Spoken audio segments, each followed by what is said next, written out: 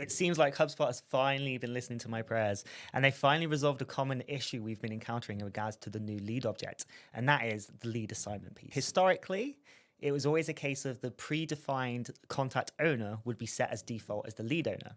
However, complex sales routing or numerous business units and complicated lead assignments due to things like variables such as the industry they operate in or the solution of interest add complexities to the sales process, which means simply assigning the actual lead owner based on the existing contact owner wasn't sufficient enough. Well, rest assured, HubSpot has, as I mentioned, listened to my prayers and have now resolved this. And what this means now is we can actually determine the lead owner, which isn't just set based on the existing contact owner. So what this looks like, if we were to jump into a HubSpot portal, is numerous ways we can go about the actual lead creation and the assignment piece. So let's take a couple of those common examples. Let's say we're creating a lead autonomously through a workflow.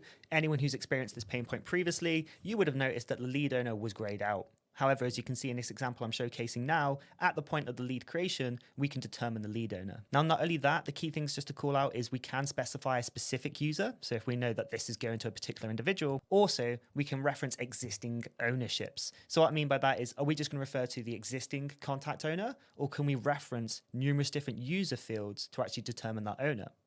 What I mean by this, and some of the pain points this will resolve, is if you are running multiple business brands or business units in HubSpot, we can then start to have numerous different contact owner properties to then select which one we assign that lead to. So other situations where this would be common is if you're in the prospecting tool itself, historically you never actually be able to change the lead owner in the actual index page.